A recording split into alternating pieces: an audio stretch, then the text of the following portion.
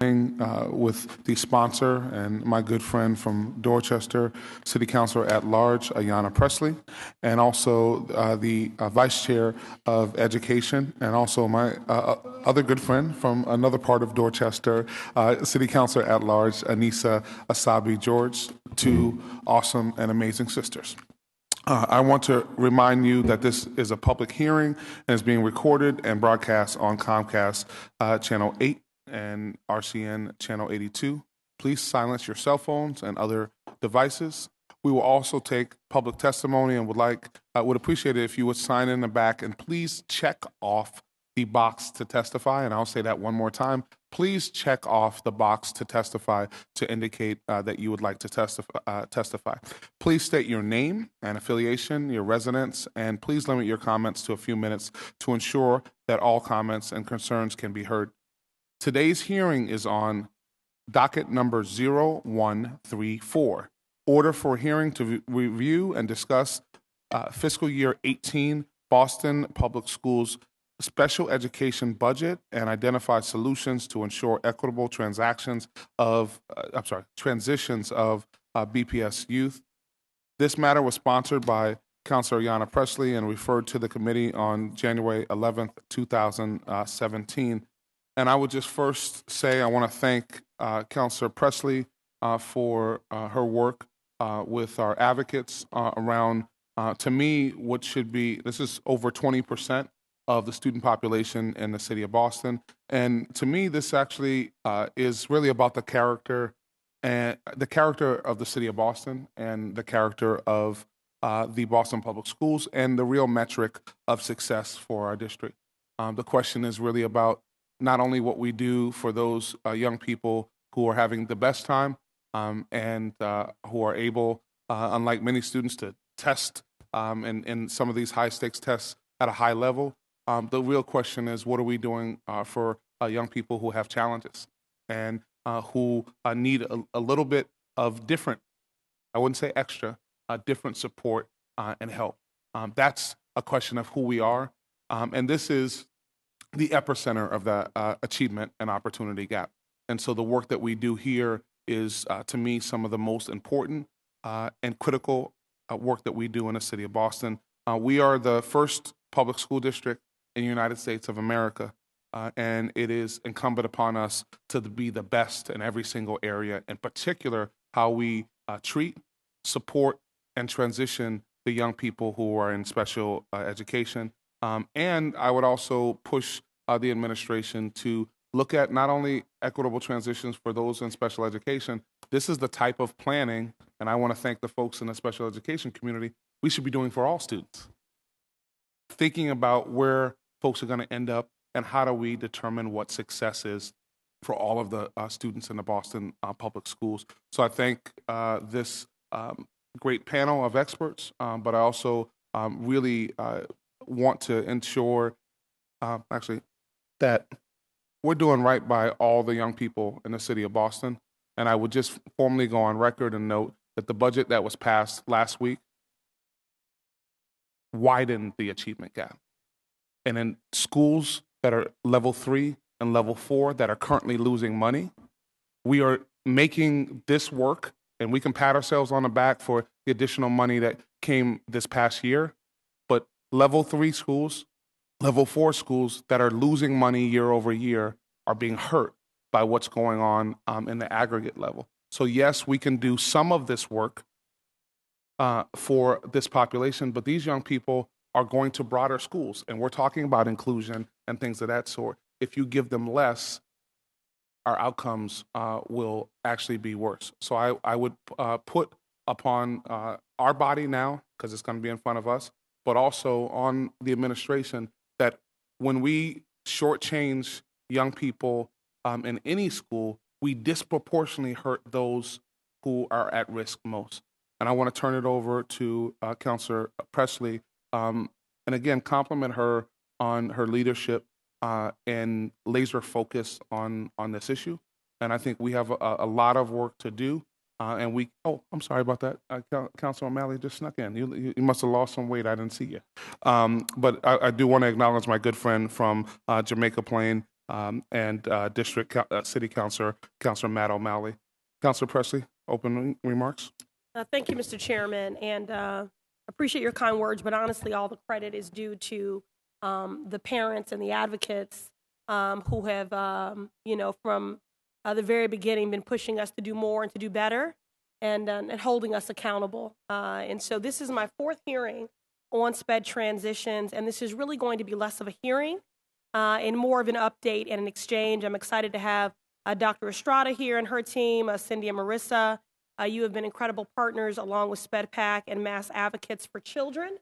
We continue to underscore that word equitable, in that if we are undermining, compromising, or choking at the promise of any of our students, then we are compromising our full potential and promise as a city. And this is about ensuring the equitable transition of our students receiving special education services within the school district, and then beyond that, to post-secondary, to our workforce, and to leading independent, successful, self-sufficient lives. So this hearing is simply a continuation of the work that we began in earnest together 4 years ago, and an opportunity to check in to see what is working well, where more attention is needed, and to see how we can best collaborate moving forward. And of course, to think of all of this in terms of funding, in terms of the impacts of the FY17 budget and how we've seen that play out, and as we project forward to FY18. So this is timely and intentionally scheduled now as we head into that budget process. And so again, this will be run more like a working session and less of a formal hearing. The final thing that I want to say is that, Carolyn, I quote you often. You said something resonant and profound at our last hearing, which is that inclusion is more than a seat, it is an experience. And so I look forward to hearing from BPS about what kind of experience our students receiving special education services are having. Thank you. Thank you, Councilor Presley. Councilor Sabi George. Thank you, Chair, and thank you to Councilor Presley for once again hosting what I think is an important hearing for us to have, and a topic that we need this time to really spend to dig into and understand some of the weeds. So with that, I'm going to end my comments and look forward to the meat of the hearing. Thank you. Councilor O'Malley.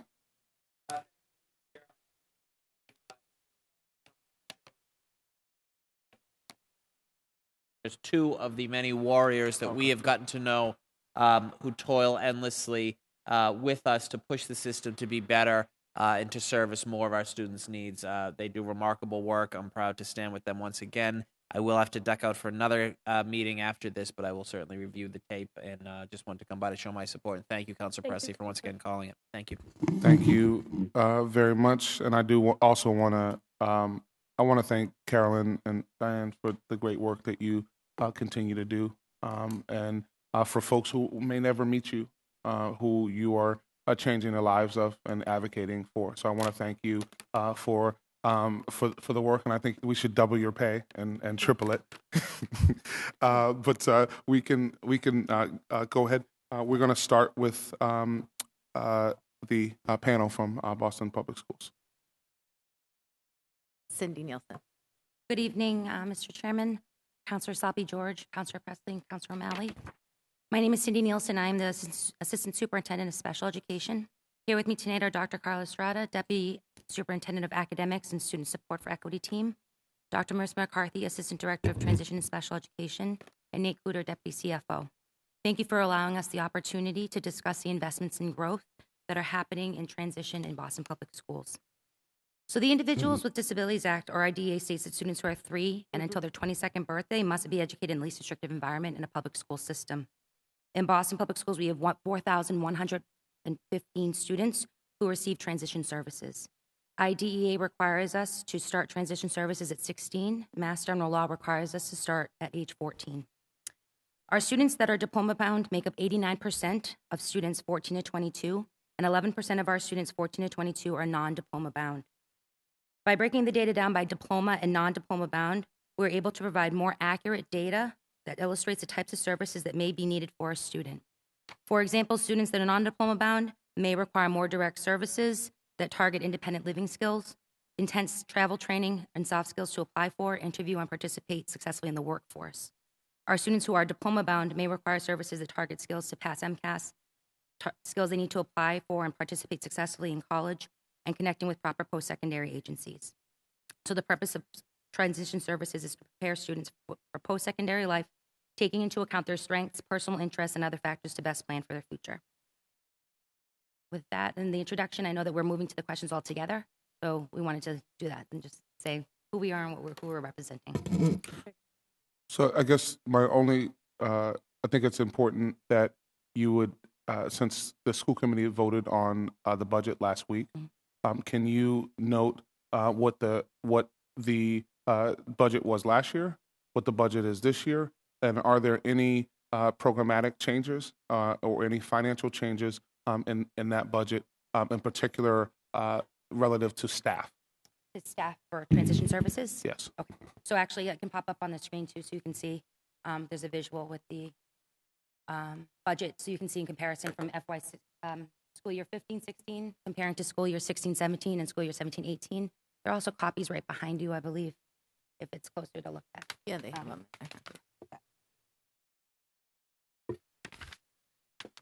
So as you can see right now, with the biggest investment last year was the $1 million into contract services. Those $1 million are maintaining from school year 16-17 to school year 17-18.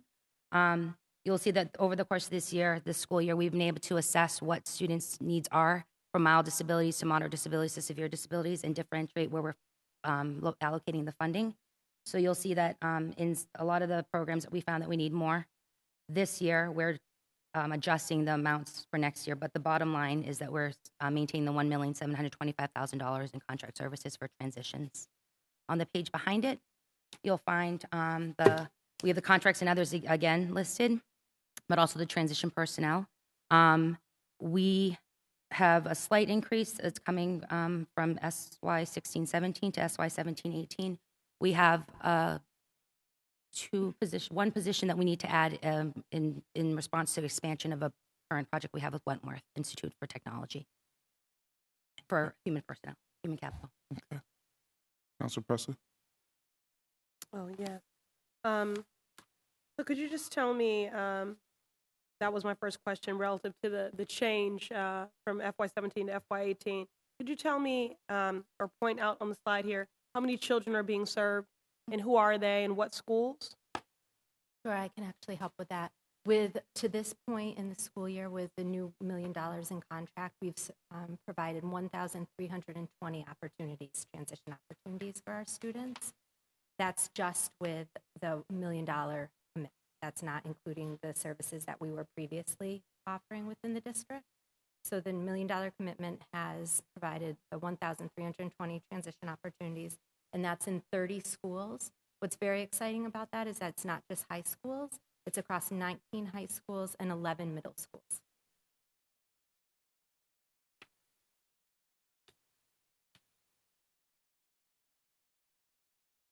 Okay, and then something that we spoke a great deal about in FY17.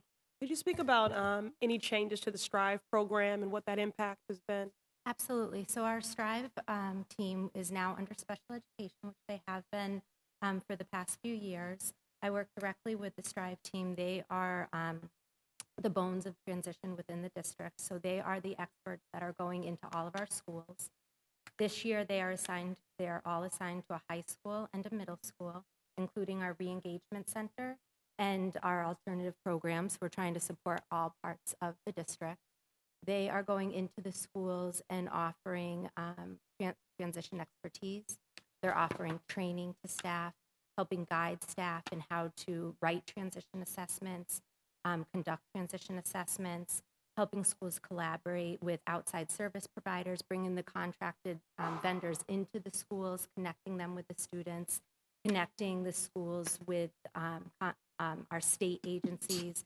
They are hosting transition days at the schools that are reaching all of the juniors and seniors. So they're really doing a lot of work moving from direct service to building the services at the school level and providing professional development for our staff at the school level to understand what I'm glad resources. you said that. So Yeah. could you give me a sense of what has been the bandwidth of that professional development How many teachers are we talking about? And also, can you speak in the mic just a Oh, little sure, bit more? absolutely.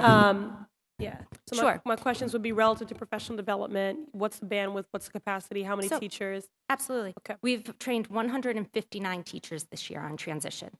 We've had 8 training opportunities. This has not been all Strive. It's been transition. It's been a huge collaboration with Mass Advocates and the BSET group. We've been working with them to offer a 6-session training series for staff, teachers, administrators, guidance counselors are coming to that, paraprofessionals. It's offering training over 6 weeks, 12 hours of training.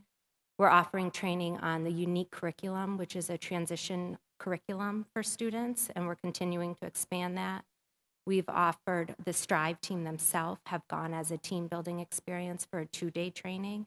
So the professional development for staff has reached 159 students. We are also increasing training for students. And at this point, we have provided training to 38 students on transition. And that, again, is done through former graduates, our supports, and again, the support from MAC and BSET in being able to offer a 7-session training series specifically for students that are graduating this year. Okay. And I don't know all what that entails. And Yeah. maybe that's something you could unpack. I don't know if that can be done succinctly, but just to make sure we're all operating under the same definitions and sort of, word usage here. So that would be Absolutely. helpful. But I also just wanted to the last hearing we've talked over the last 4 years about disparities relative to assessments that, oftentimes we weren't offering the full breadth of opportunities that were on par with interests expressed by students. And so how have we been addressing that? So that was actually the 3rd session in our training series, is really making sure that we are listening and guiding all of our transition planning based upon what the student's vision is and the student's goals. We've expanded our transition offerings to try to outreach to areas of high interest for students to help connect with the arts, theaters, different environments that students are specifically interested in. So we're working on building a system where students are gaining soft skills that are applicable in all jobs, and then honing in really on finding those areas of real interest for them and making sure they have the opportunities to experience that before graduating. And so I think the challenge in the past has been that we've had some really solid programming happening in that space relative to soft skills, but that it hasn't been equitable. It hasn't been district-wide. And so could you just speak to, again, in terms of capacity, where is some of that, what does that look like? Is that model apartments? Is that taking kids to ride public transportation, shake hands, look someone in the eye? What does that include? Absolutely. I'll use our newest transition experience for students as an example of one way that is happening. The Boston ICANN, it's the Boston Institute for Careers and Networking. It's an opportunity to provide training for transition training for 30 students that are seniors that are graduating this year. These are students with mild cognitive impairments who would have fallen into that category of not having had extensive transition training in the past.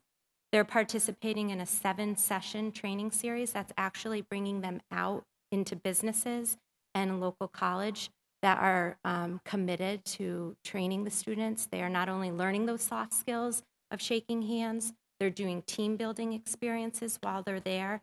They're also, all of the industries that are providing the tours and these training to students are committed to hiring or accepting interns who have disabilities as well. Okay, And so those- could you just, so we're giving them, some credit, I would like to know who those employers are. Absolutely. And then every year I also ask and encourage us that we don't want to be asking others to do what we're not modeling. So I know we've had a program in the past here at City Hall, so I would love to know if you have had any luck in placing students here. We do have students that come to City Hall on Fridays from West Roxbury Academy. Great. The businesses, I don't want to miss any of the businesses, so I'll ask for help if I miss any for the Boston ICANN, because this is a collaboration with Mass Advocates and Okay. BSET. Those are 30 students across 9 schools. Okay. So Bunker Hill Community College, Spalding, Gillette, State Street, CVS, United Way. Yep, 6. We have one more. We have one more. Yes, PwC. Thank you. Awesome. So we're so grateful for those 7 businesses and schools to offer this to our students. And we're already collecting survey feedback from the students, meeting as a team to see what worked, what didn't work, how we can strengthen this, and offer this as a reoccurring session for our students. Okay, I thank the chair for his indulgence. 2 quick questions, and Yeah. then we'll move on. So we do have some students that technically graduate but still remain in school. So how are we supporting those students that are technically graduating at 18 but staying in school until they're 22? Sort of what's their socialization? And I think at one point we had an inclusion task force, and I would just love to hear your thoughts on if that's something that should be resurrected. So, speaking to the Inclusion Task Force, we are actually creating an inclusion working group. They're working through the school committee to resurrect, in response to the Need for Inclusion Task Force. Carolyn Payne and myself are the co-chairs of the committee. There are currently 30 members from diverse groups and stakeholders across the city. And Dr. Tom Hare is also going to be an advisor to the External advisor. And to how the were superintendent. people selected or for this inclusion task force? So what we did was we looked at the 2013 task force that made the recommendations that we're looking at. We're following quite a bit from the 2013, and reached out to see if they were still interested. In addition to that, we looked at maybe some areas that we weren't represented in. So we found more universities. So now we also have UMass Boston represented. We still have BU, but now UMass Boston. Also looked at different types of schools. So at the time, there are a lot of full inclusion schools that were on the task force. And this working group, we're going to have more schools that are maybe more traditional or are starting inclusion, not necessarily foundation. In addition, the Federation the Federation for Children with Special Needs is also represented. SpedPAC is represented. MAC is represented. Jerry's on the committee. And so what are they charged with? Do they report back? Do they Yep. meet monthly? What Yes. what is the functioning of the we body? have 3 goals that we're looking at. The first one is to create a district-wide vision for inclusion. That is a common language and understanding. The second goal is to look at the budget and also to see how we are able to sustain the inclusive practices that are best practices and evidence-based. And the third will be to develop a professional development plan for the district that we will report back to Dr. Chang. Just to be clear, so the working group reports directly back to the superintendent. Okay. And so the co-chairs will be, and that's why we have also, Dr. Chang want to have an external partner as well, to be able to report back to him some key recommendations, some key reflections based on what the working group is working on, but also to ensure that we continue to move forward with the overarching vision that Dr. Chang has in regards to inclusion as well. Okay. And so then just picking up on my question around graduating 18-year-olds who stay in school till they're 22. So what happens with them socially Absolutely. and otherwise? So that every profile of that student may look different, and they may be staying with us for different reasons. And so one of the things we've been cognizant about this year is really making sure that the schools are aware of all the transition opportunities that there are within Boston schools, so that we created a transition resource guide that was distributed to all of the schools, so the schools know the various transition opportunities that they can connect that student with. We're also making sure that if that student is a student that is graduating with a diploma and plans on taking that diploma and going to college afterwards, that they're connecting them with our colleges that have dual enrollment and connecting them with the support services at those schools, the proper state agencies. If it was a student that may want to explore school, college, but isn't sure if that's the direction, we may connect them with the Inclusive Concurrent Enrollment Initiative, where they're auditing a course and gathering a college experience. So we're really trying to individualize that experience by making sure that schools are aware of the different opportunities. Okay. Mm-hmm. I'm going to share the floor here. Yeah. Thank you for your answers. I have many more questions, but I defer So- to the chair for the next Okay, round. before we move forward, Marissa, Yes. you're new, Yes, I am. and we're going to spend a whole lot of time in the next couple of months together. But could you just give us a little bit about your background? Absolutely. So I am new to the role of Assistant Director for Transition, but I am not new to Boston. I was the Special Ed Program Director at Madison prior to taking this role. And previous to that, I was the special ed director and the director of special education and student support services in Attleboro. And before that, I was in Western Mass doing this similar work. Okay. Yes. I had a couple of questions on the autism weights. So we've seen there'll be shifts year over year. I have some concerns around the autism weights, and one, there were changes last year, and the ratio went up. Sadly, we were 1 to 8. We're legally able to do 1 to 11, but we went from 1 to 8 to 1 to 10, and we know that's a 25% increase in a very vulnerable population who needs a lot of attention. So one, I'm looking. I'd like to hear if you've been tracking data there, and I'm also a little disturbed when I'm looking at the graduation rates, and I don't know if this is a blip, but when I'm looking at 2013 autism students, 21.7% graduation rate.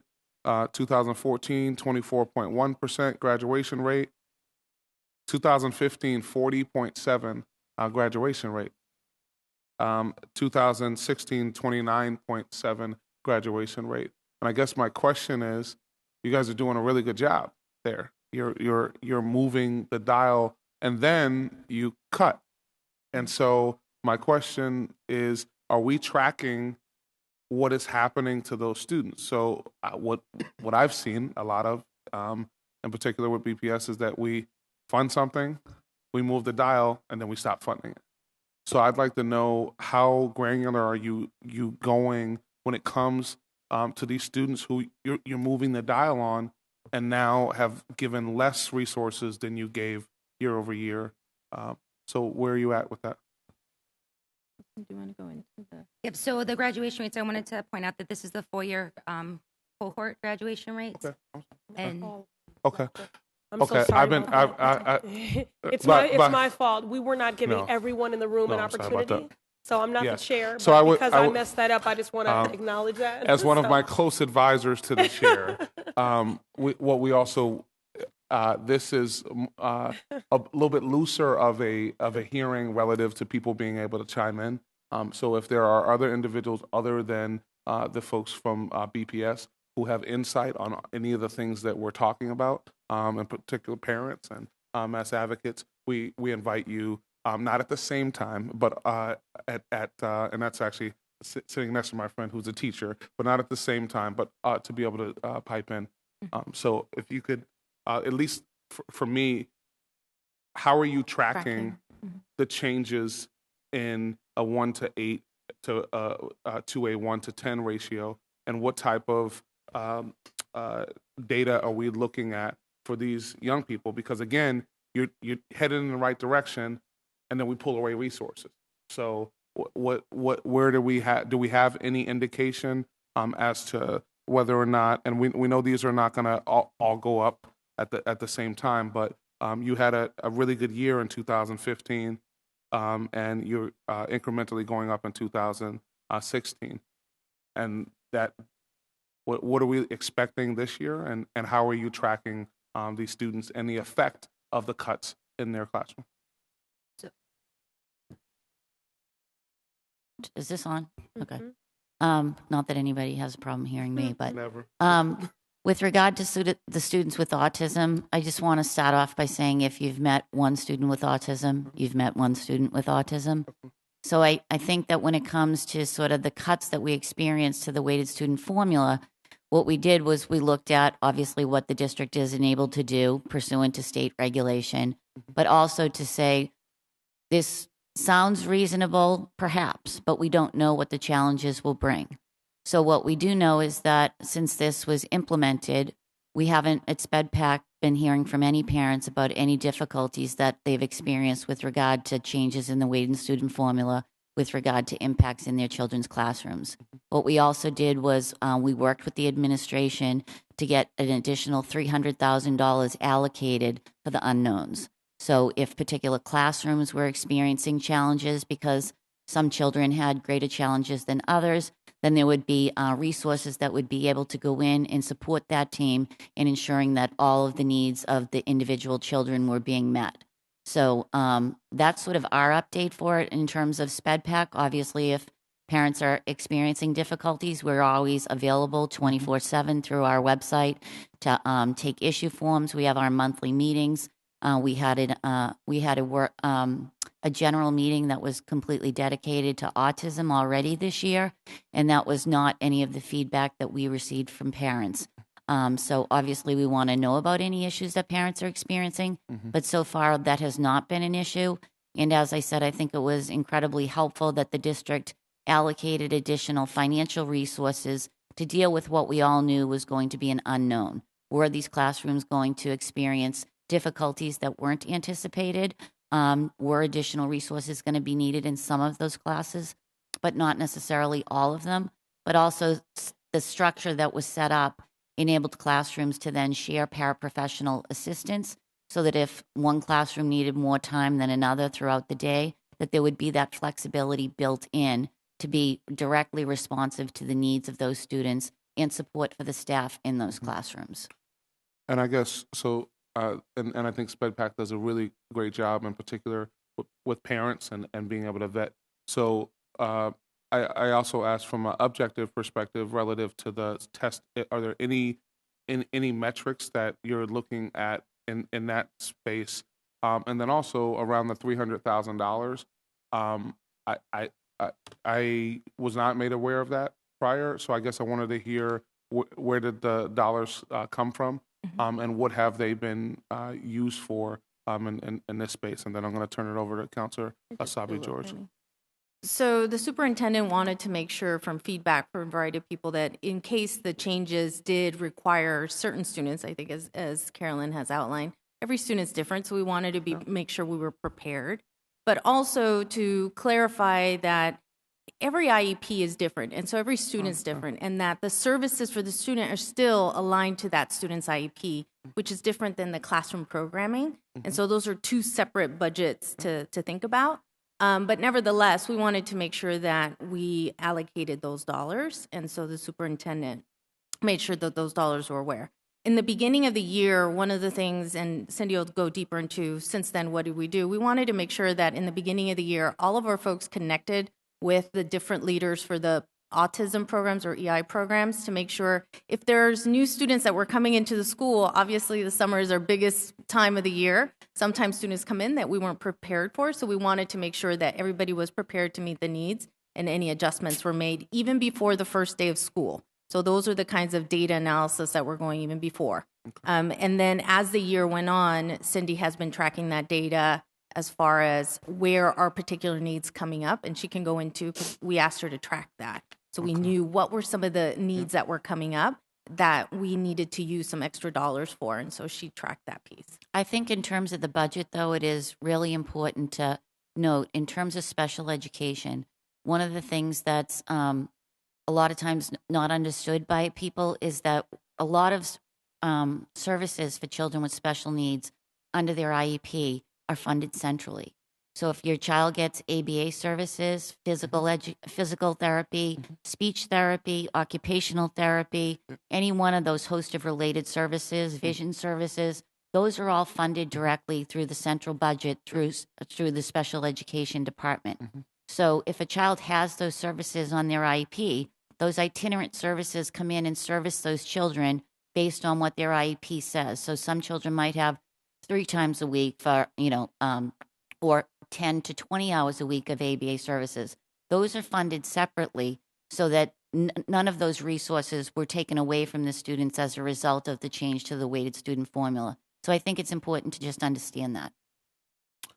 Thank you very much. And I will need to excuse myself, and I'm going to turn it over to my very able and well-prepared chair, Counselor Asabi George. Thank you so. I'm sorry, Vice Chair, but now the chair, Counselor Asabi George. Thank you. Thank you. And thank you all again for being here. So I have a couple of questions. But first, I'm curious about our ability as a district to identify and evaluate and get services to our kids in a timely manner. Can you just walk me through that process quickly? Okay, so we have it's a slightly different based on the age of the students. So we have very strong partnerships with the 7 early intervention and catchment areas that are within the city. And so our students that are 2.6 are referred, and we are evaluating if they're going to enter at the age of 3. That's one way that we're doing the evaluations. We also do child find for 3 and 4-year-olds 4 times a year as well. Be sure that we're identifying You're students. doing, what's it called? It's called Child Find. We Okay. have them. It's usually at Campbell Resource Center, a common area that people can get to. That we do screenings, and then we are when we're those that's for students that aren't currently in the public schools. Students in the public school system are currently enrolled, are referred by the team at the school if they're seeing that there are challenges with the learning that's happening. Also, parents can refer at any time, and there's also outside providers that may refer for the evaluation.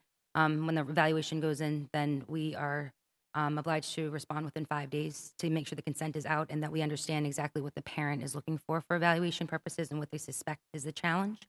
After that, after the consent is signed, there are 30 school days, which can be confusing. It's 30 school days, not calendar days, that we have to assess, and then we have an additional 15 school days to hold a meeting and present the IEP to the family. So that's the beginning to the end of the process to refer a student to special education. And once that 15-day period ends to present to families, and services begin immediately after that? So the parents have 30 calendar days to review the IEP and what's been proposed by the team. At that point, whenever they sign, though, if it's the first day after they receive it or it's the 30th day, the services should be in place within a reasonable amount of time. We obviously shoot for 24 hours. And who mandates those days, the time lapse from initial request? That is from the law. That's Is where we- state the law? IDEA. State IDEA. law? Yes, federal law actually The gives idea, school yeah. districts 60 days, but in Massachusetts, it's 45 school working And that days. was going to be my follow-up to see how much better we are than everyone else. Is there a better time frame? I mean, obviously, the lowest number of days, school days possible, I think, is ideal. Do we strive to even shrink these numbers a little bit more? So yeah, there's such thing as expedited evaluations, definitely in case of emergency. I will say though that some times when we have a lot of evaluations, we want to also make sure the student is rested, and we're not doing back-to-back evaluations in order to get it done in a smaller amount of time. So I know that you take a student with high needs, they might have about 4 different related service providers. That's also academic and psychological. So we want to also make sure that the students have the time to be tested well. But there are expedited evaluations if needed.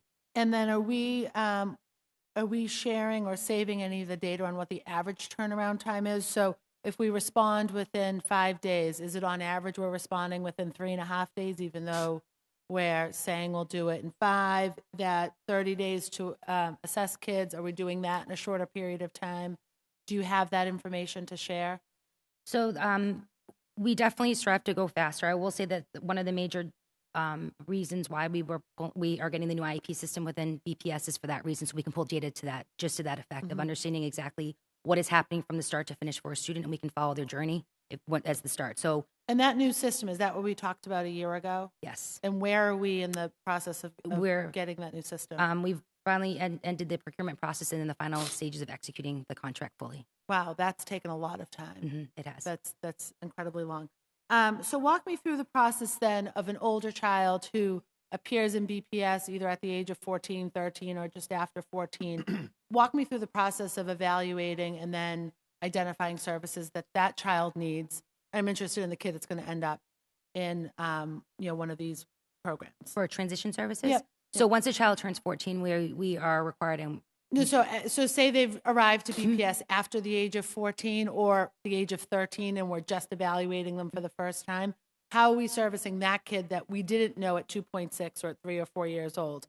That older child that appears that maybe has received no services during their academic life.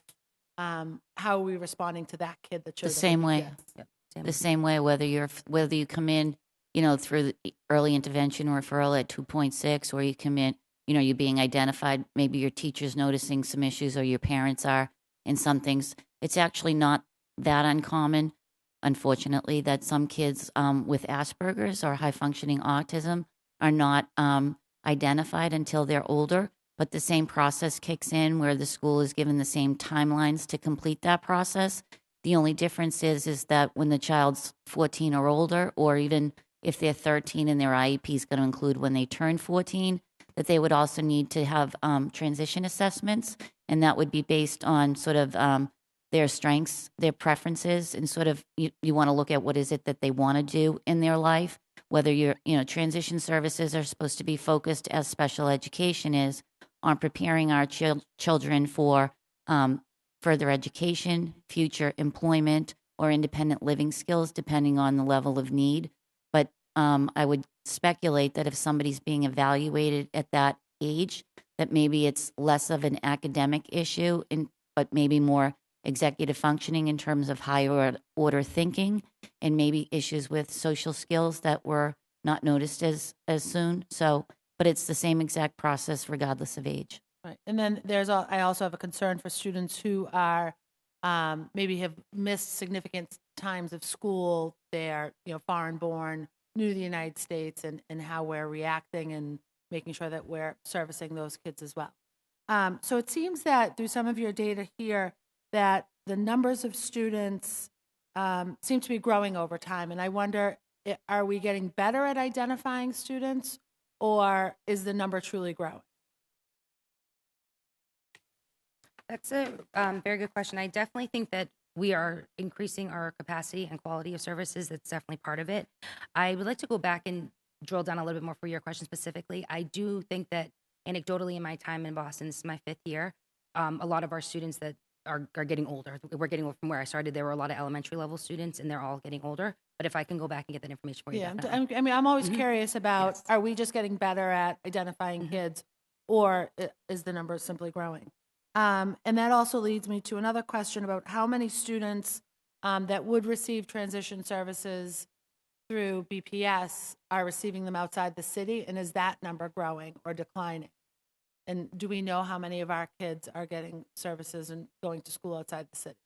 Is your question around out-of-district placements? Yes. Okay. Yep. Thank you. Yep. So our students are out-of-district students numbers, and we can get those definitely so you can see them in front of you. Those numbers are right now, they are growing. They've grown this year. One factor that is impacting that is the amount of students that are being placed out of our district by other state agencies. So, for example, just yesterday, I got another intent to cost share where DCF is moving a student to a residential placement, and then because they're placing them out, we have to cost share the day placement. This percentage of students, this group of students, has grown about 300% in the last 5 years of students that are placed outside of Boston Public Schools purview. So I can get you give those me an numbers for you. example of why that number is, what the reasons are for that. So, for example, the student that I received one from Yeah. DCF, the student was attending a day program in our city, which was a day program when you are in DCF custody, and they found that the student needed to go to a residential setting. So they placed him. The residential setting has a day program, so instead of continuing to attend McKinley, where the day program they're attending, they are moved to the residential program that has a day program. So we're responsible for that component. Yes. And what are other examples of a We child that also- would be? DMH is another agency that might place a student or do a cost share with us. We also have students that are growing through DOIS and also the correction system. DDS is another agency. So any agency that's working with our students that are not public school, they've been placing, and it's not as common with DDS and DMH, but it is more common with our DCF students. And why do you think it's grown by 300%? That is something that we're trying to further explore. Yeah. Actually. We met with them today to just talk about social emotional supports overall, and we'll be setting up a follow-up meeting with the leadership to talk about what we're seeing as trends in our data and what potentially we could be seeing as possible causes and how we could work together to ensure that we keep our students in our school system as much as possible. Right. I wonder if it's a story of we're not doing enough for our kids, so they need to go, or should we be looking at providing different services so we can keep more of our kids and provide them the services they need in the city? Yeah, so that's definitely the intent. So again, for the student, for this one student I'm thinking of, there wasn't a specialized enough residential placement for the student, which is why they had to go 24-hour care, because there wasn't a specialized foster home of that nature. The group home wasn't restrictive enough for what the student needed, and then that triggers what we're doing, because usually, and in this case, the student was fine at the day placement they were at. The educational needs that we were providing there were there. It was a residential portion. and where they're living. But we'd love to be able to come back to you Yeah. after we've had a chance to dig in with them. Like an initial reaction to them was certain that they shared with me today was, for example, certain judge-based, judicial decisions that are made that are outside of their responsibility too. But again, I'd prefer to come back to you when I have like better, clear understanding of what are some of the patterns they're seeing into some of these decisions. But it's a concern that we're looking into with them as well. That would be great. Thank you very much. And then my last sort of line of questioning is around the budget detail that you shared with us in your slides. And there's some significant changes between last school year or the current school year and projected for next school year. For example, Strive is going up. I mean, I guess I'm not concerned with a rise, but I guess tell me what they're doing that's so great that, lends itself to a $125,000 increase in funding. So the Strive Extended School Year programming is expanded at the Madison Park location, and we're making sure that we're providing the funding that is required to make sure that the transition services are part of the ESY experience for a larger group of our students, and that's where the increase is coming from, Right. to your point on identification. And then like Work Inc. is going from 355 this current school year to 50 next year. Yep, and looking at the services that Work Inc. provides as an agency and assessing the needs that we have for our students at this time that wasn't really aligning. So we also took time this year with the contracts that we developed last year or expanded to really take the data, the more accurate and explicit data that we have to make sure that we're finding the services, matching them to the student, what the student needs. So Work Inc. and what they are providing isn't really the direction that we're going with for all of our students, for most of our students. And then the rest of that, sort of the difference there, because the funding number, the final number is the same. Yes. We're increasing with T-passes, although decreasing with professional development. Would you just share that? So specific to the professional development, with some of our contracts that we could, we also worked with the contractors to have train-the-trainer models, so that what they're doing is getting trained within the schools, and again, working towards embedding the transition services throughout the school day rather than being a service that comes in. So that allowed us to move some of the money out of just straight PD on this one thing and kind of go, this is more of an ongoing outside contractor training that's happening. So that's why we were able to move some of that funding and move it to the contractors that are able to do that. All right, and I promise this is my final question. I know that this body, I apologize, I know that this body has asked the district to start some longer-term financial planning, and I know you've undertaken that. If we're seeing a growing population of kids that are going to require, students that will require transition services, have we started to map out where the addition, I guess this may be for Nate, where we're going to increase or how this budget may increase over the next 3 to 5 to 10 years with planned growth in the population? I don't know if that goes to who that goes to. I'll do a little framing, and I don't know if you want to chime in. I think one of the things that we've been working closely, and this is what's been great about having Marissa on board, and she's been a wonderful liaison to many of our partners, but it's also being able to have with our high school redesign work, someone at the table to talk about the transition needs for our young people that are in our high schools that have particular needs. And so I think it's part of, as we keep talking about the high school redesign work, how are we designing programs that provide the supports for our students across the board and that take into account unique needs that students may have and certain supports or types of programming they'll need. I think that will be one place where we'll have to be ensuring that we're creating those pathways for those students as well. I think the other wonderful part has been through the partnership with the Boston Special Education Task Force, has been forcing us to be very reflective also of what are some partners that we need to be continuing to engage in. I think one thing that in the budget to highlight is the Marriott partnership, because it's one in which there's some portion of it that BPS is funding, but there's another portion that another foundation is working with us because they want to ensure our expanded opportunities for our young people. And so the Marriott is a new partnership that we've added. So we will continue to add those partnerships because this population, that's what they need. We need to know that we're building the skills, but we also have workability experiences ready for them to go. And that's been one of the big reflections with the BSET team. I would just add from the long-term financial planning perspective, as you know, we've released our long-term financial plan and we've begun soliciting ideas. Our plan came out with 10 big ideas around how we address our sort of structural challenges. Special education spending, I think overall, was identified as a place of high growth over the last 10 years, and we're trying to estimate what it looks like going forward. We're not at the point in the process where we're ready to lay out exactly how we will think about multi-year budgeting and multi-year balancing around transition spending. But the one thing I will say is tying it into another long-term sort of vision for the district and Build BPS. Part of the vision around Build BPS and thinking about our high schools in general is to think about the city as a classroom for all students.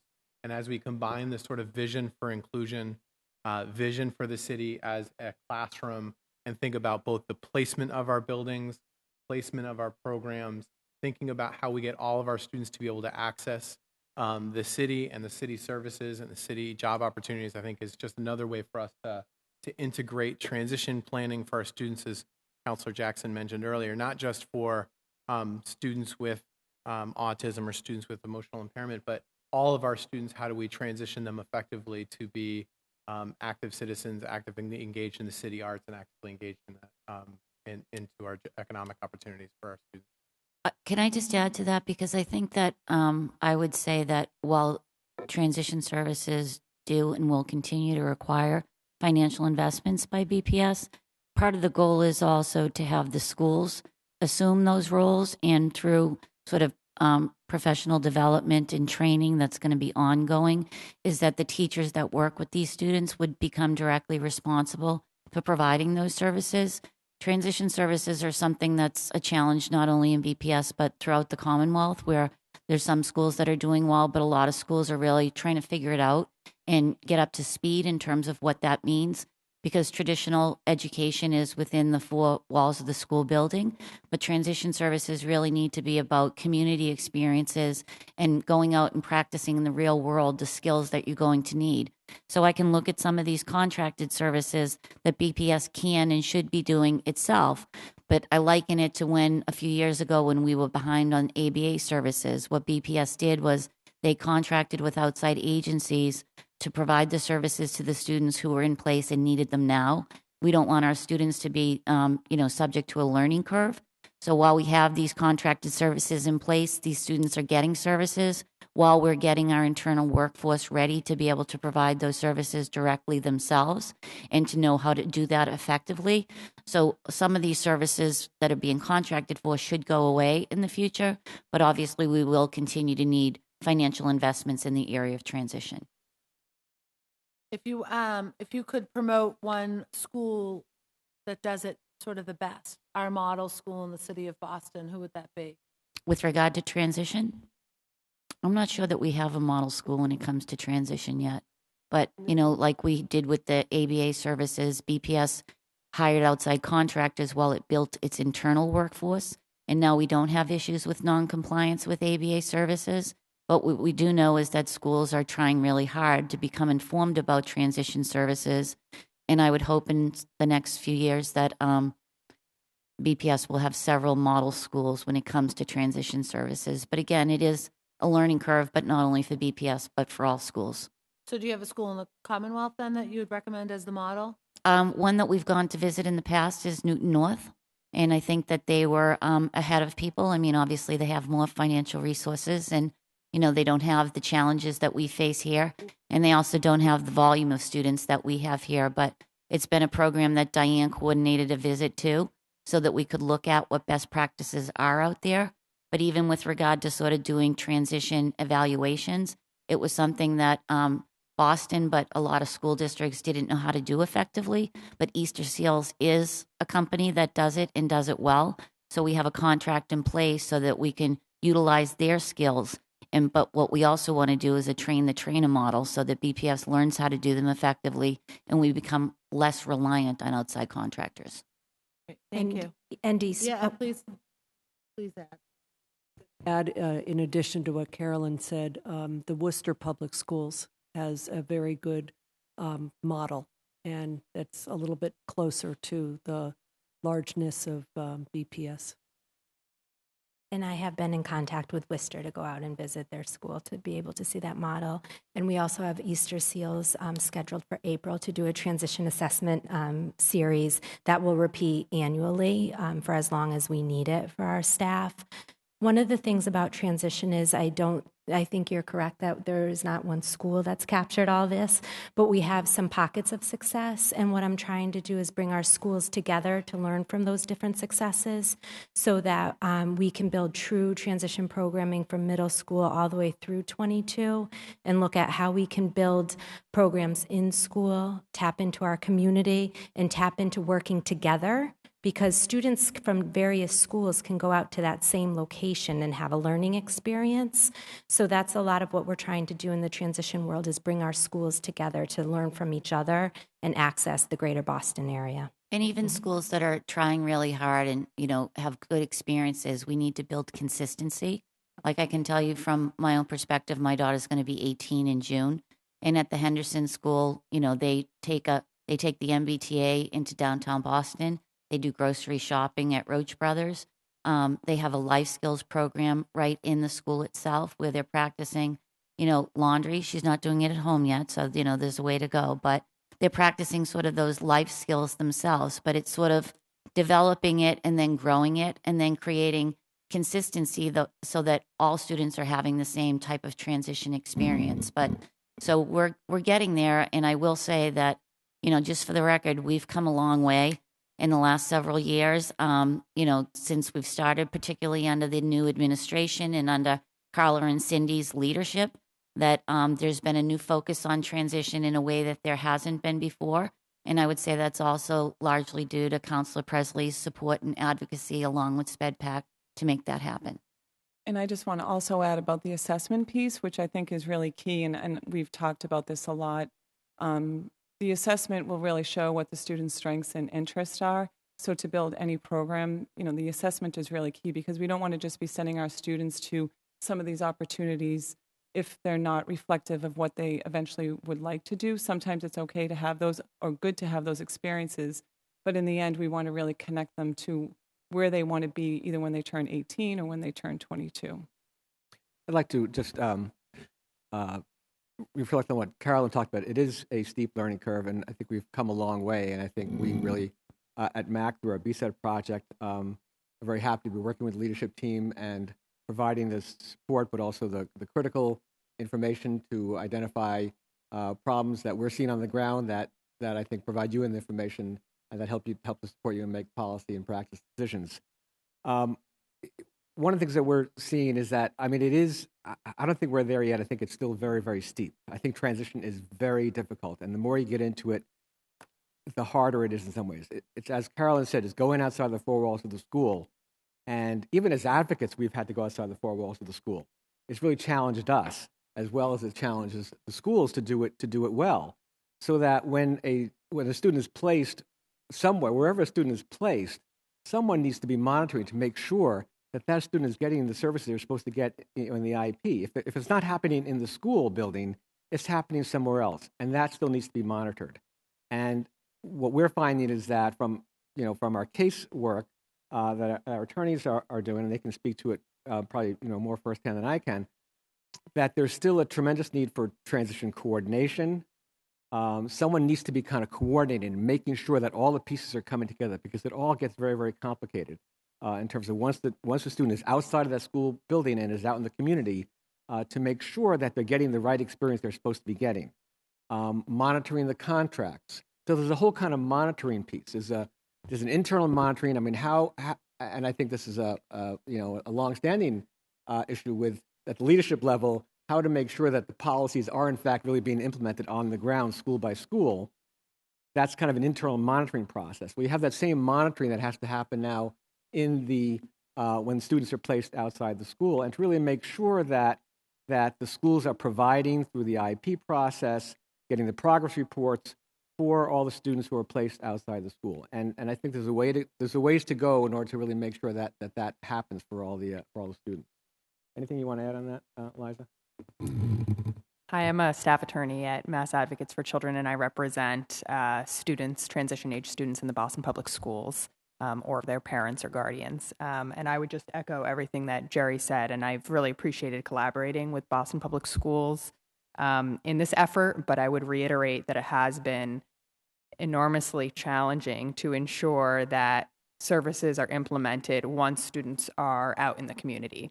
So particularly for students who are 18 to 22 who are spending time either through the ICEI program at Roxbury Community College or another university, or if they're receiving transition services through one of these contracted providers such as Easter Seals, there's not currently a system in place for ensuring that all of those services are being delivered.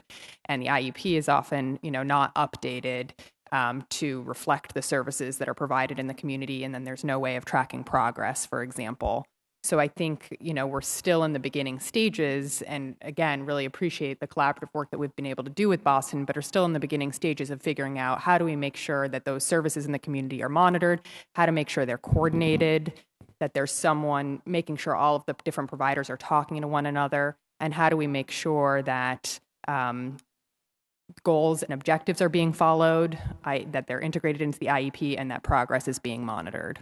Can I just comment on that? Because my daughter is actually, she's 20, and she's the student who is outside the four walls for the majority of her day. And it is very difficult. And it was difficult to plan her week and what that would look like because she's at the Henderson. It was very, very new to them. And luckily, Marissa had started in September. She was one of the first people that I called and really guided and helped me with setting up her schedule. But it's right. It's very difficult to monitor. She's with the program called You're With Us, where she audits classes at Northeastern, and she's also doing an internship there.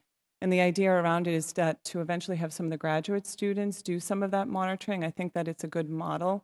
It's just how can we move something like that forward and implement it and make sure that more students can access it. But it was a challenge, even for me, to be able to set up her week and what that would look like. So, as we move forward, we're definitely going to work together to ensure that students don't have those issues in the future. But the supports really do need to occur in the natural environment. So whether you're going to higher education for an experience or you're going to the work site, you really want the supports to, come from the people working with the student and spending time with them so that, it's a coworker that gives them that prompting or that cueing that they need.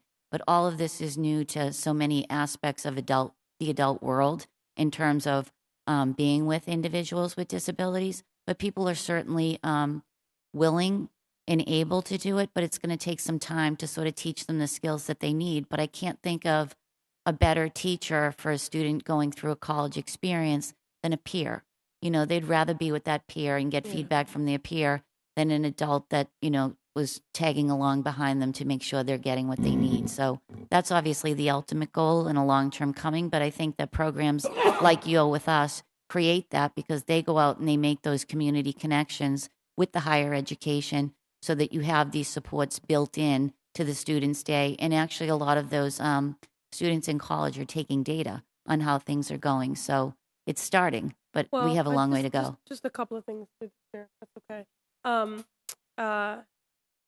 So one, this is just, I'm very encouraged that we are where we are. I love that we keep underscoring the word working collaboratively, because when we began these hearings 4 years ago, it was not this climate. I think folks were, feeling much more defensive, and we were not at a place where we could be just acknowledging that there are breaches and ways in which we need to improve. And so that acknowledgement, I think, was a real turning point in our work together. So I'm very encouraged by where we are. When I think about the first hearing 4 years ago, parents kept talking about the fear or feeling as if their child would fall off a cliff. That metaphor was used over and over again. And so I'm glad that we're at a point where we've made progress relative to safety nets in transition. I do have some specific questions because every time I leave this hearing, I want to call like 20 employers and higher education institutions and say, you need to do this. But two questions. One, as far as the contracts, now I am unapologetically a booster for working, okay? I do just want to ask, what are our evaluative tools and metrics here? Because if my memory serves me correctly, there are some at this time that feel that we should be pushing for more inclusionary models when it comes to work site. And some folks were not as appreciative of the model of working because they see it as more segregated. So I just want to know, is a contract like that being reduced because there's a shift in the models that we want to contract to? or was there some sort of feedback from an evaluative model that made you, pull some of those services back? And so how are we evaluating these services? And then on the flip side, as Counselor Sabi George and I are thinking about Counselor Jackson, whoever else wants to be a part of it, who else can provide opportunities in higher ed or in other work sites? What is the best kind of model? So it's not just anyone that has the will. Are there certain models or industries or training that those facilities have to undergo in order to provide the best experience? So whoever wants to weigh in. So if we could answer to the contracts, and I'd love for Jerry and the team to talk a little bit more about the partnership with the Boston Special Education Task Force with the businesses aspect, like State Street and the type of trainings they've already started to work into building into, whether it's just universal access and then going into the actual trainings that are going on within businesses, which I think are really cool. So I think the best word that you have is collaboration. That's what we've been doing across both these groups, which has been super helpful. To your point of being able to recognize what we're doing well, but then more what we need to work on. And that's been key in moving. I think in the time I've been here, it is moving quickly, and it's because we're doing that. So I think that specific to a contract or why we might pull back some services, we get feedback from Mass Advocates, or we get feedback from SpedPAC about something that may or may not be working.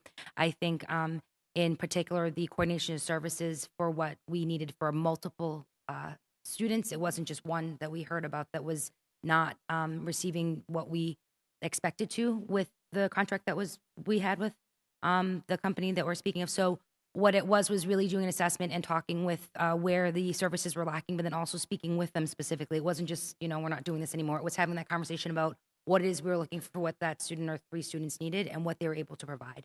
Okay. And at that point, for those individual students, and they are a good model, but they are also expensive. So these dollars are a lot. But there isn't a cultural paradigm shift that is opposed to a more, for lack of a better word, segregated work environment. Well, there is a shift to move away from sheltered workshops, and that's been at the federal and the state level, right? Okay. And then what we're looking at is that, and one of the things that we haven't talked about yet, but is the need to, address that falling off the cliff that parents feel happens. And part of that has to do with the 688 referral process and connecting students who are going to be leaving BPS, whether at 18 or 22. And 22 is just like when you leave early intervention. When that birthday hits, you're out the door. But it's really helping them to have more of a multidisciplinary approach to this process. So we're bringing in mass rehabs because under the WIOA law, the Work Innovation Opportunity Act, they're now required to spend 15% of their budget on transition age youth. So that's connecting them with employment opportunities and providing them with more employment supports. And that's part of their charge. And whether students are going to move on to adult services and be qualified with the Department of Developmental Services, how do we start to make those relationships occur and happen at an earlier level so that parents know there's additional resources and agencies out there that are available to their child once they are postgraduates from BPS. So part of the goal here too is to work with BPS to help connect families and students to these other agencies, and not just at the older age, but at the earlier age too, because in Massachusetts, we really do have better laws and better services in terms of Mass Health now covers ABA services. Mass Health now covers augmentative communication devices for students who are nonverbal. There's opportunities from DDS for family support services, so that we're really trying to create a wraparound service delivery system so that students are not solely reliant on BPS, and it's not to supplant what BPS is responsible for doing, but it is a supplement, so there's not over-reliance on any one system itself, and it's really a multidisciplinary and integrated support system for families from the time that their child starts school and postgraduate as well. And then to add to that is training families and professional development for families, because all that is well and good, but if you don't know about it and you don't hear about it, then sometimes it's hard to advocate for those things.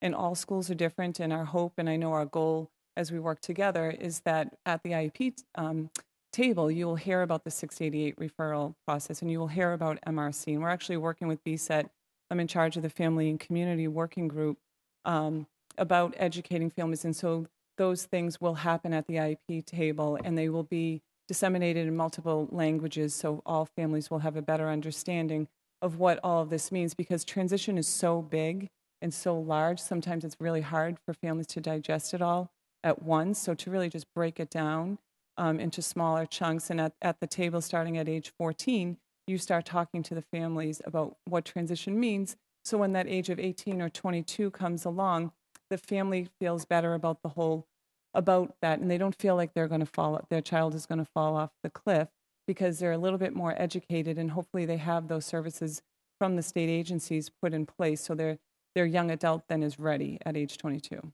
Jerry, did you want to elaborate more on BSET and Sure. sort of So we started action steps? BSET, just for background, we started in 2012 as Boston Special Ed Transition Project, and it consists of both our advocacy piece, our internal advocacy piece, case advocacy piece with the Boston schools, but also the larger BSET task force, and now it's the BSET network that brings together right now between 50 and 60 stakeholders to really kind of work together. The schools, of course, are a central part of it, but they're not the only part. And we're really looking at from 14 to 22 at all the different places that impact young people. So it's the schools, it's after-school programs, it's job developers, it's employers, and it's state agencies. And we have all those folks at the table. The state agencies are at the table. We have employers at the table. Of course, the schools. We have universities and colleges. We also have some unions as well. And it really all kind of comes down to how do we really make sure that all these different kind of places where we want to make sure that our kids are going to be successful wherever they are, whether they're in school or whether they're on a job pipeline, job training pipeline, or actually in a job itself or in college. And it's really all about inclusion in many ways. It's about a workforce, a work site, having an inclusive environment so that a young person with a disability can be successful. A union apprenticeship program. We've been working with some apprenticeship programs in Boston to really adopt universal design for learning principles for their curriculum and for their training programs, so that young people with disabilities can be successful there, as well as employers. And so BSET really encompasses all those pieces of it. And in that respect, it's much larger than just BPS, but BPS really is at the center of it, because we're really looking to get the pathway for BPS kids to go to different places. So the project that Marissa mentioned, which is the pilot, which is Boston I Can, which is a BSET project that Work Without Limits, which is a workforce. They're actually now part of the national, they're part of a national network around networks state by state that support people with disabilities to get jobs. And they're an umbrella organization for I think 37 different major employers, including State Street, Blue Cross, CVS, Walgreens, and others. And they've been a strong stakeholder at the table, working with us to really kind of work with the employers. And they kind of came to BPS that we want to do this project, because we really want to see an impact directly on kids. So how are employers made aware of this opportunity? Well, that's something that Work Without Limits has done. I mean, they identified the employers. I don't know how they got United Way and Bunker Hill to the table, for example. I thought that was a great way to not just the private sector employers, but the public sector employers and nonprofit employers as well.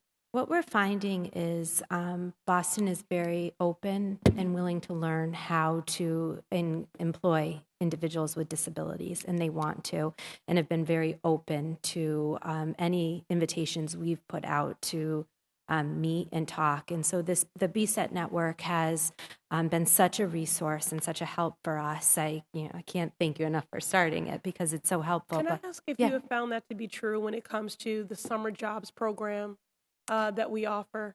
So just in talking about sort of, earlier engagement and pipelines, if there's an equitable opportunity for our youth receiving special education services to be employed through summer jobs, Hopeline, the city. So I can't speak to last summer because I wasn't in the role that last summer, but I can speak to this upcoming year, is that we're already looking at what students' interests are, what opportunities they've had, what opportunities they need. and really expanding what summer opportunities they have to make Okay. sure they're unique. Yeah. Okay, I'm encouraged to hear that. Yeah. And the recruitment of employers to hire individuals with disabilities and to support them is also some of the work being done at the state level. So MRC has they invite employers in to hear from people who currently employ individuals with disabilities to share information with other companies to encourage them to do so. The Department of Developmental Disabilities also does similar work. And obviously, with regard to sort of this work continues after you leave BPS, but the sooner it gets started, I mean, what we know is that the research shows us that individuals that are employed during the high school years or have workplace experience are far more likely to be employed when they Yeah, and graduate. it's so critical because the lion's share of those living in poverty are adults, coming from this community, and so everything that we can do. Right. So, just two quick questions. So, if we were to just freelance on our own and recruit employers, Great. who should we be referring them to in order to do an assessment? Because again, it's more than just their will. There are a lot of variables. So, is there a checklist of things that you can share with us that would make an employer more viable or more attractive? Or is there a resource or clearinghouse? Should we just be referring them to you? What should we be doing? I think it's really an open mind, right? Yeah. A willingness to learn. And I mean, I don't know that some particular fields are more interesting to individuals. Like I think of some and again, one person with autism is one person with autism, but a lot of people on the spectrum, they sort of thrive in predictability, structure. So a lot of people, and Diane and I have met with a number of the different contractors on this list. Best Buddies told us, we met with Craig Welton, and he told us a story about an individual who was a data input person, and she was at 100% accuracy. But then what happened was her speed slowed down significantly. And so Best Buddy sent someone in to talk to her. And what it was is someone new had come into the office who was a little bit louder. So that was interfering with her ability to do it. And she was so afraid of not hitting her 100% accuracy that she slowed down to like a snail's pace. To get it right. So they got her some noise canceling headphones and she was back up to her regular speed with 100% accuracy. So it is support that will go on beyond the school, but it's the initiation of giving someone that workplace experience. But like you said, it's not a seat, it's an experience. It is. So that the culture and the climate of an environment top down to ensure there isn't that isolation, that it's a supportive community. And I'm just encouraged by this because I hear so many stories about adults still experiencing employment discrimination. So anyway, Jerry, is there something you wanted to add to that? It's very concerning, and the young people with disabilities are also, whether it's discrimination or whether it's just insensitivity, if the training does not happen, not just at the higher levels, but also on the shop floor, it's going to be a very difficult experience for some young people. So inclusion is for the schools, it's called whole school change, but it's really, in any organization, it really involves an organizational change effort from top to bottom. I mean, Blue Cross, is making this major effort within the whole organization to do inclusion. CVS has their own model. State Street has their own model. And so it has to be taken very, very seriously by the organization. It's not just you do it once, or not just a feel-good thing, we're just going to hire, right? It has to be done very carefully, has to be done very systematically, and has to be monitored constantly to really make sure that it's working. In the same way that you would do it inclusion in a school, no different than doing it at a place of employment. Okay. Just like if you do inclusion badly in a school, it's bad for everybody. If you do inclusion badly in a workplace, it's also bad for everybody. Okay. And it sets the whole movement back. Counselor, and I think it's exactly what you're doing here is building awareness. My hope would next year when we come together and we talk about transition services that we have more of the people who've been partnering and have taken lead and saying that they are committed to making their workplaces more inclusive, their communities and their organizations more inclusive. So I think it building awareness, asking about it is something that's very helpful to all of us because then they can either reach out to us or to BSET or to SPEDPAC and we all come together and figure out how to use it. You're going to be sorry you said no, and I think, but that's the reality, right? That's the reality. I do, so I want to turn it back over to the Vice Chair of the Education Committee. I did want to ask one question because I'm taking advantage of your all being here, and I hope I'm not opening Pandora's box. but I have of late been doing a little bit of research around dyslexia and am following some legislation on the state level. And, I do believe 80% of our students receiving special education services have also been diagnosed in the Commonwealth. I'm not sure about within the school district, but I just wanted to know if you guys, recognize that and, it's related but unrelated if you recognize that, and how early are we doing screening? I know it's more expensive, but I just wanted to ask that while you were here, sort of what's the district's response to dyslexia? Yep. So it's very interesting that dyslexia has become reintroduced as a good topic, which is really exciting that people are talking about it more. I want to say 40% of our students are diagnosed with either a specific learning disability or a communication disorder that a lot of times is language-based, so similar to what could be considered dyslexia. So screening tool-wise and also making sure that we have all the services available for our students. What we're working as an asset team, which is really exciting in the central office, is that really looking at what general education is also doing around this, because obviously dyslexia is a special education need, but the strategies and what we can do for students for literacy need to start in the general education classroom as well. So to that end, we are rolling out as an asset team an MTSS project for our K-2 to second grade students that addresses the academic and the behavioral side. And on the academic side, we're making sure that we're making available foundations for all of our K-2 to second grade classrooms as a very structured, well-organized, put-out method to teach phonics as a really strong screening tool.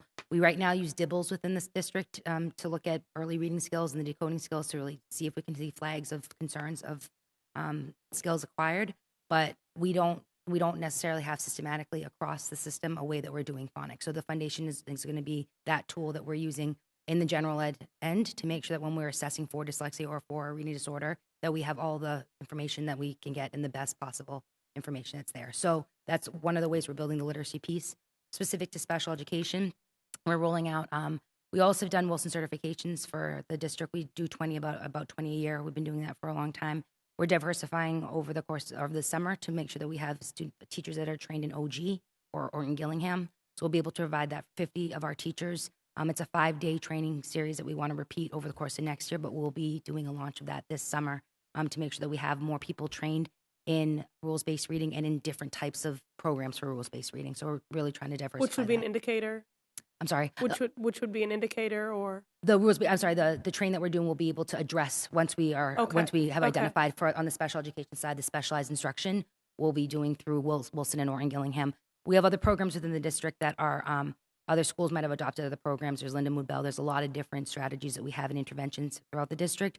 We are making a commitment though to make sure that we have out of central office support for Wilson and OG as we move forward. I think it's important when you're talking about students with learning disabilities is the earlier we can start to understand the impact of their learning and how they actually learn and empower them with that information, that is where you actually see our kids flourish, is by them understanding their impact as well as the adults. And so what Cindy's described are different reading intervention programs or literacy, because that's the biggest area of impact, that we want to make sure that people are empowered with the right information so kids learn how to be able to process information in different ways. The reason why that's also important is because by the time they're graduating from high school, going on to college, they need to be able to advocate as well as understand the impact of their own learning needs. Correct. And very often that's not necessarily the case. And what we find over time, and this is what you have to teach over their school history.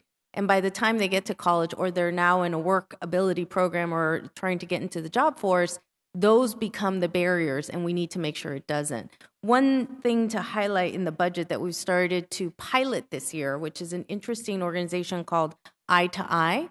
They're based in New York, and what they're focused on is mentoring, creating mentoring programs for young people with learning disabilities. The founders are, one of them is a person with a learning disability himself, and talks about how understanding his own advocacy, his own journey has been an essential part to him being able to be successful. And so we're piloting that to see how that mentoring process. Enough. Didn't mean to open Pandora's box, Sure. but I want to take advantage of your all being here. And I just want to go on the record and say how appreciative I am of the increases that have been made in a number of these contracted services, Strive, Impactability, Best Buddies. I don't mean to call out any favorites, but Yes. okay. So thank you for that. Madam Vice Chair. Thank you. Does anyone have anything to add that we've maybe missed before we get to public testimony? And we just have one. If we could have Meg Stone. Thank you, Meg. When you come down, if you would, you can just sit next to Carolyn. I don't know what we've got set up here. And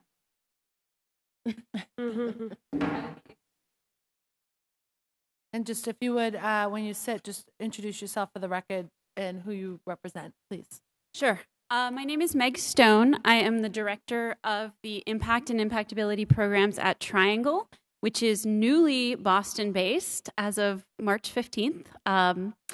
We provide a wide range of transition services, including employment, career pathways, and the service that I'm here to talk about, which is abuse and violence prevention. It has been an incredibly thorough and comprehensive discussion of transition so far today. One element that I especially want to highlight in terms of successful transition is the issue of safety and violence. People with disabilities are twice as likely to experience violent crime. Children with disabilities are 3 times as likely to experience sexual abuse. Women with disabilities are twice as likely to experience domestic violence. And I am very proud to partner with the Boston Public Schools to educate students and give them practical tools that they can use to identify and resist abuse and violence throughout the lifespan. Impactability is among the way too few evidence-based violence prevention programs for people with disabilities. We are actually only one of 2 programs that have published research showing their efficacy that have done that research on students. The rest have been done on adults. And I can say a lot of numbers and spew a lot of data, but what I really want to talk about for just one more second is a student that we encountered in the very first year of Impactability at Brighton High. She had been a student that teachers were worried about. She was withdrawn. She was struggling. But every time teachers tried to figure out what was wrong, she didn't have the language for it. She didn't have the ability to speak up. Then she went to the very first Impactability class at Boston Public Schools and had a weekly experience of saying no, advocating for herself, resisting attempted violence or attempted assault, and most importantly, reporting that experiential practice that she'd done in the class to a safe adult, a Boston Public Schools teacher or specialist. And finally, at the end of those 8 weeks, she reported what was really going on. And because of that, the teachers were able to help her get to safety. And it really just showed the collaboration, because if not for us as an outside program, that language would not have been developed. And if not for the BPS teachers, she would have developed that language but not been able to reach out for the help. So I am very proud to be part of this collaboration, and very proud that when the city of Boston talks about transition, they also talk about safety. Thank you. Does anyone have anything else to add before I would like to add something, a few things. I think one of the challenges for us at BSET moving forward, but I think also for BPS, is coming up with really meaningful metrics to measure our success. Just as, of course, we're happy that the graduation rate has improved, but we know the graduation rate is not enough. We also know that the graduation rate doesn't necessarily do a whole lot if a lot of those kids are going to community colleges and have to take remedial classes and then end up dropping out, because that's a statement back on public schools. And I'm not talking here just about Boston Public Schools. I'm saying in general, we know that it's not just graduating, but it's graduating with enough skills and knowledge so that you can then be successful on some kind of a pathway. And so I think we have to really challenge ourselves to come up with metrics for those kinds of pathways for kids with disabilities. I'm glad to say that the Boston Private Industry Council, which has been tracking the college-going experience for BPS graduates for years, has created a way to track kids with disabilities also for the first time. So now we can track kids with disabilities who are graduating BPS, who are going to college, who are then being persistent for 1 or 2 years, so they're not just enrolling but then dropping out, and eventually 6 years later for completion. So that we'll be able to have that kind of data. And that's great in terms of external outcome data, but I think we also need to look at our internal data and really kind of come up with, beyond just a large number of kids who are getting transition opportunities, what are those opportunities? What does that really mean? And really kind of refine the definition of what is work-based learning, what is quality work-based learning, how many kids are getting it, how are they being successful. So I think we need to kind of go beyond just the high-level numbers and really kind of challenge ourselves to really kind of get at some quality indicators for the kinds of experience that young people are having. So that's a challenge for all of us at BSET as well as at Boston Public Schools. One of the major initiatives. We appreciate that's what we wanted. The notes we want to end on is next step. Oh. So that's a great next step. That's wonderful. Yes, okay. I just wanted to add one of the things that's a common theme in many of these environments, whether it's measuring success, whether it's a student being out in the workforce in a career of their interest, is making sure the student has self-determination. That's a huge key in success for transition, and it's been an initiative for us this year, is making sure that students are involved in their IEP meetings, that students are running their IEP meetings when they can, that students know what their learning strengths are and what their disability is, so that when they go to the workforce, they can ask for those supports. When they go to college, they can ask for those supports in college.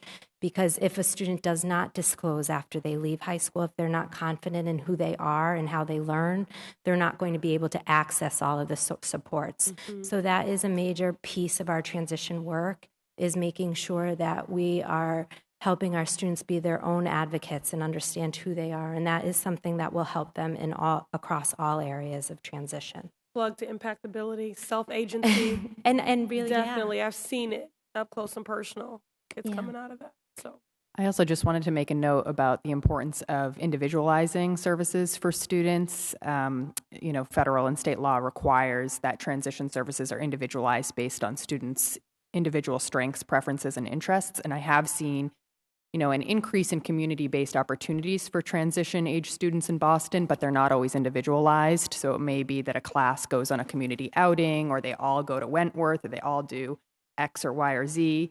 But I think the bigger challenge in terms of next steps is to figure out how to really individualize those experiences so that students are doing what they're interested in and they have the services and supports they need to pursue those interests. Can I just follow up on that? It goes back to the assessment. I just had my daughter do a person-centered first assessment, which is a little less formal. So it's an informal assessment. There are more formal assessments, but it will go back to individualizing what their transition plan should look like. And the TPF form, the transition planning form, I know Marissa and I had a discussion with Strive on this last week that, as a district, and I think throughout the state, we have to get better at what goes on that transition planning form, because from there it will be embedded into the goals of the IEP. And if the goals aren't reflective of what the TPF is saying, then maybe it's not going to get done. Anyone else? Can I just take this opportunity? I'm sorry. I just want to say a couple of things. I wanted to thank you both, Councilors Asabi, Georgia, and Presley, for your advocacy, and you're pushing us to get better for our students, which has really been very helpful in the work that we're doing. When I assumed this role, it was almost like a roadmap was here, which I'm very grateful for, with the partnership of MAC and SPEPAC as well, has been tremendously huge in making sure that we're gaining traction for our students, because it is urgent and we need to make sure we're doing it well. I do also want to just, if I can point out, the special education department, a lot of the members are here. So we have people from early childhood to ABA, but making sure that we recognize that transition is not just one piece of what we're doing. So we have a lot of central office here, and I want to make sure that we also see Strive and the Strive members that we talk about so fondly that have come today. So I used to work with a few of them. I'm really happy to see that. We just want to make sure that we said thank you to them as well, because it's the teamwork and collaboration that's making this work. Thank you for doing that, Cindy. Anyone else? Do one round. Well, I thank you. I'm sure that Councilor Presley may have closing. Just thank you, and the work continues, and just encourage that. Again, we continue to push ourselves to do more and to do better, but more importantly, that we're doing that together. So until next time. Thank you. I'll adjourn the meeting. Thank you.